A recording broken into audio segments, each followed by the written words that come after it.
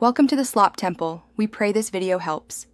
In this video, I will show you how to make barbecue sauce for chicken. First, let's gather our ingredients.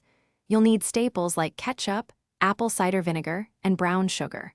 Also, have your saucepan and measuring cups ready. Making sure everything is at room temperature helps achieve a smooth, well-combined sauce. This initial step sets the foundation for a delicious homemade barbecue sauce that will elevate your chicken dishes. Now, let's combine the base ingredients for our sauce. In your saucepan, pour in 1 1/2 cups of ketchup. Next, add 1/2 cup of apple cider vinegar, which provides a lovely tang. Then, stir in 1/4 cup of packed light brown sugar for that essential sweetness. Finally, incorporate 2 tablespoons of Worcestershire sauce to give it a rich, savory depth.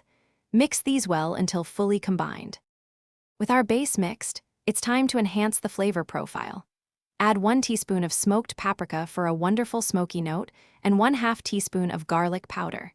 Next, stir in 1/4 teaspoon of black pepper and a small pinch of cayenne pepper if you like a little heat.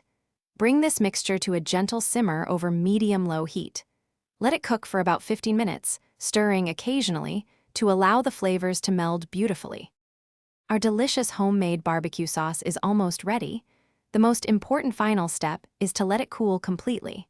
This ensures proper consistency and safe storage.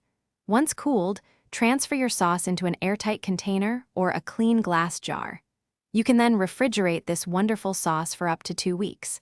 Enjoy your fresh, flavorful barbecue sauce on all your favorite chicken dishes. Thanks for watching. Consider subscribing if we helped you.